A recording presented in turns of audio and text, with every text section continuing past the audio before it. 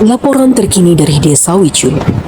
Telah terjadi musibah tanah longsor pada tanggal 21 Februari 2024 yang mengakibatkan kerusakan parah pada infrastruktur desa setelah diguyur hujan tanpa henti selama 3 hari. Tanah longsor dahsyat yang menyapu bersih rumah-rumah warga dalam sekejap. Matahari baru setinggi kepala ketika tenda-tenda darurat berdiri di Bukit Barat. Warga desa Wicu berkumpul dalam diam yang berat. Mata mereka kosong, menatap ke arah bekas desa mereka yang kini separuhnya tertimbun lumpur. Bu Ratna berdiri di tengah kekacauan itu dengan clipboard di tangan. Ia belum tidur, tapi otaknya berputar bukan pada luka-luka fisik yang sudah ia tangani semalam, melainkan pada daftar yang ia tulis sendiri dini hari tadi. Ia mendatangi Ijah dan Pak Hadi. Saya izin duduk ya Bu, Pak. Ya Bu, saya mau dulu nih. Bukan obrolan berangkat gimana enggak. Saya cuma mau tanya, ini soal kesehatan Bapak dan Ibu. Sebelumnya saya mau tanya, ada nggak yang pakai obat-obat sebelum tentunya bencana di sini? Saya obat asam urat. Obat asam urat. Saya obatnya udah habis. Oh, udah habis. Oh, sebelum bencana Bu. Iya. Kenapa nggak diambil lagi Bu? Gimana ya? Ke puskesmas jauh. Saya juga udah tua. Saya takut kenapa-napa. Saya takut ada masalah yang serius. Ibu tidak boleh seperti itu. Walaupun sudah tua, kesehatan ibu itu yang terpenting. Ada usia pun tidak boleh. Ibu harus tetap sehat. Nenek-nenek juga harus sehat loh Bu. Nanti ibu gimana di sini. Saya carikan obatnya ya Bu ya. Boleh saya carikan obatnya ya Pak ya.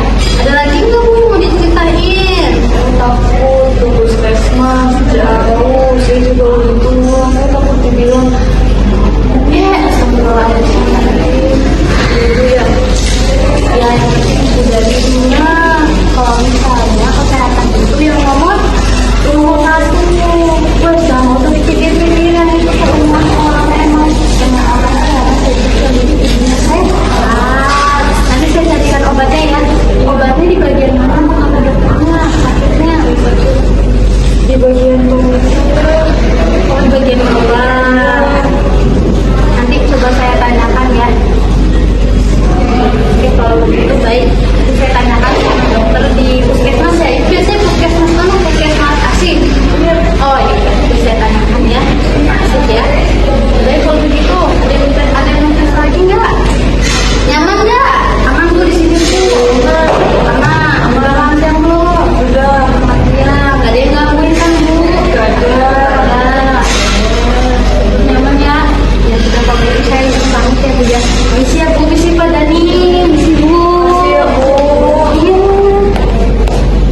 Bu Ratna, dengan membawa papan clipboardnya, masih mendata masyarakat Desa Wicu. Ia menghampiri Dona, seorang penyandang disabilitas yang sedang duduk di atas kursi rodanya, ditemani Soleha yang ada di sampingnya.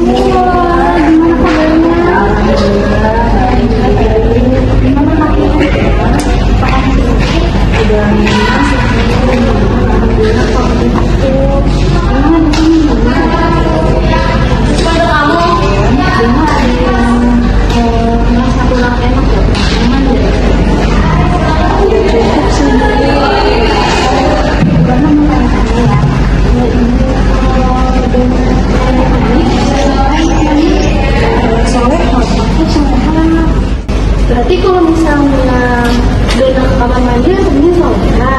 Iya Ibu, Soleha biasanya tergendornya sampai di luar saja pagi. Oh di luar saja. Kalau untuk dinas ini jangan bisa.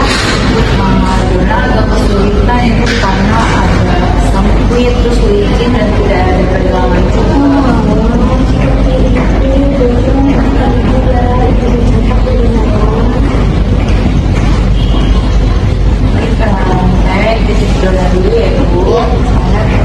Soleha pergi meninggalkan Bu Ratna dan Dona. Ibu,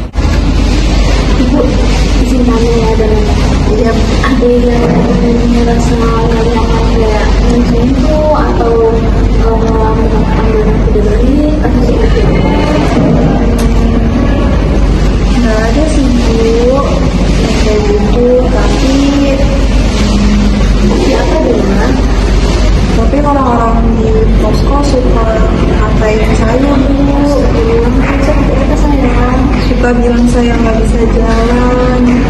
seakan-akan saya nggak bisa dengar mereka gitu Bu. Padahal kuping saya masih berfungsi baik. Itu tidak boleh terjadi lagi. Ibu izin catat ya Dona. Ibu catat buat apa Ibu?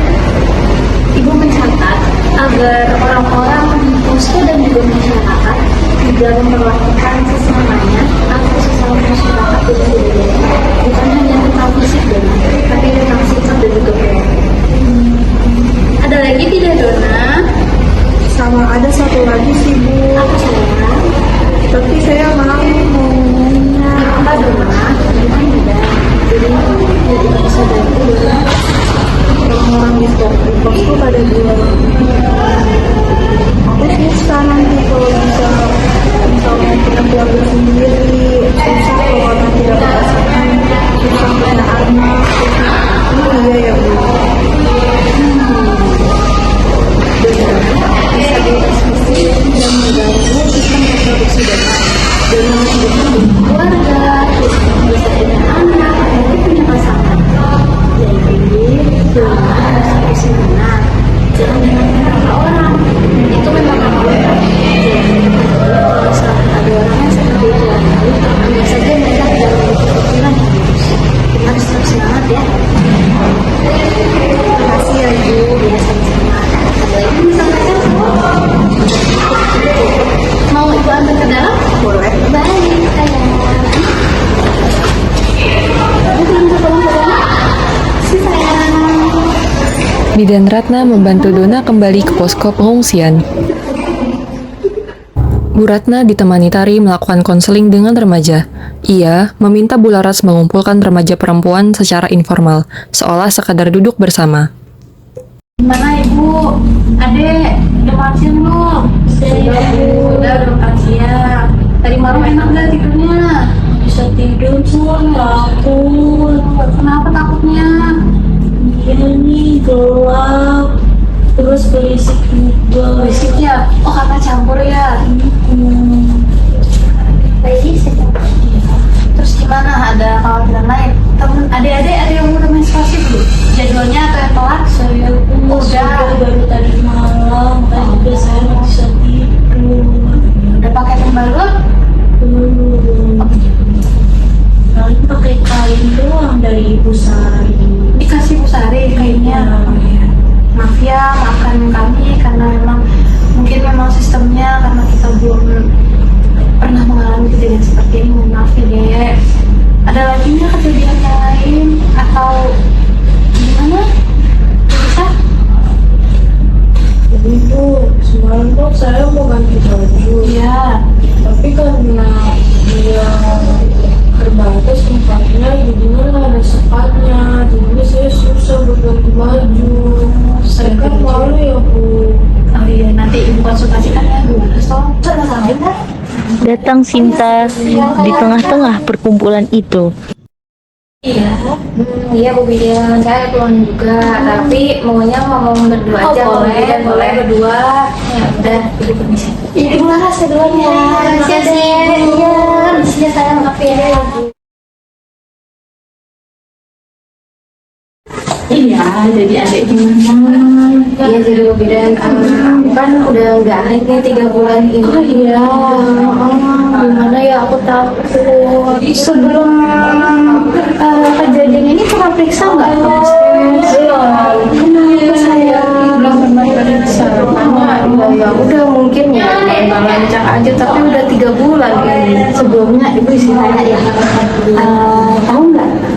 Kalau misalnya adik bisa mengandung, tahu adik pernah dekat sama cowok berhubungan seksual, kamu kok bilang ada sayang? Sebelumnya ada sih,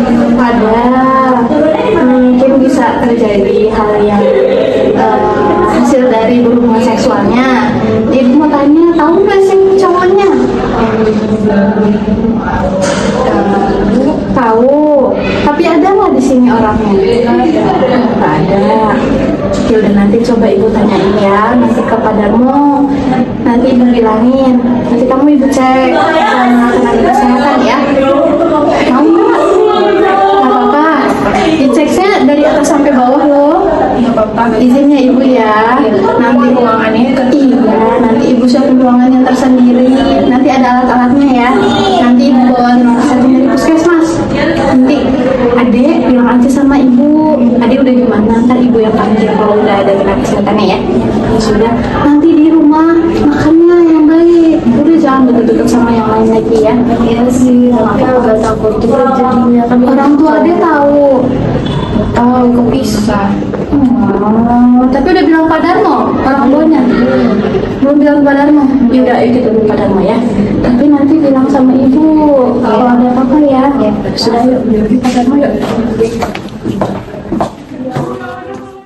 Setelah mendata di Desa Wicu, Bu Ratna mendatangi Pak Darmo dan Randy untuk melaporkan masalah yang terjadi. Tidak bicara banyak ya. Saya hanya ingin menyampaikan temuan saya dalam 48 jam setelah terjadinya bencana pada waktu itu. Ya Bu, tidak ada korban bencana yang meninggal ya, alhamdulillah kita berhasil menyelamatkan warga ya di sini. Hanya saja ada hal yang tidak terpikirkan oleh kita semua, yaitu kesehatan reproduksi dan juga seksual para wanita. Ya contohnya seperti ini ada di posko perempuan yang kekurangan pembalut ya. Terus ada lansia juga yang kurang obat-obatan dan juga ada yang disabilitas ya. Oh, pembalut ya. Iya Pak. Saya nggak pernah kepikiran sih. Iya Pak, nggak apa-apa Pak. Emang kepala posko itu nggak semuanya yang tahu tentang ini. Bukan salah Bapak. Hanya saya di sini apa minta pembalutnya ya Pak. Kemudian selanjutnya untuk obat-obatan para orang tua Pak yang sudah lansia, kita butuh obat-obatan untuk bapak-bapak dan ibu-ibu yang ada di sini. Nanti saya mohon izin ya Pak untuk disertakan turunkan dananya ya Pak. Kemudian selanjutnya untuk disabilitas Ibu Sari ya Bu, nanti tolong dibuatkan satu ruangan khusus disabilitas di toilet disabilitas Ibu yang ada pegangannya dan pintunya lantainya tidak licin ya Bu ya. Ya dibuat ya Bu untuk hari ini ya. Ya siap, itu bisa nanti hari ini bisa dibikin. Ya. Ada satu lagi Pak, ini tentang hal yang tidak bisa saya bicarakan, tapi saya mohon izin untuk meminta tenaga kesehatan agar bisa diperiksa secara klinis dan cepat ya Pak. Dan juga saya minta ruangan pribadi ya Pak yang tertutup dan privasinya terjaga. Untuk hari ini ya Pak, saya tidak bisa ditunda untuk hari ini. Ya, siap Bu. Baik, terima kasih. Itu saja, nanti saya mohon izin ya Pak, Ibu. Itu aja yang saya sampaikan untuk kali ini. Nanti kalau ada apa-apa lagi saya izin berkabar ya Bapak Ibu. Iya, baik. Terima kasih Bu. Terima kasih ya Pak Ibu. Makasih ya. Iya. Neng Ijah dan Pak Ahadi akhirnya diperiksa dan rutin dikunjungi oleh tenaga kesehatan. Selain itu, Dona mendapatkan kamar mandi khusus disabilitas. Sinta mendapatkan pendampingan konseling selama 3 bulan dan Bidan Ratna tidak lagi bekerja sendirian. Seorang perawat dan dokter ditempatkan di Desa Wicu. 6 bulan telah berlalu sejak tanah bergerak dan mengubah Desa Wicu. Luka itu belum sepenuhnya hilang untuk mereka. Namun kehidupan di Desa Wicu perlahan kembali tumbuh.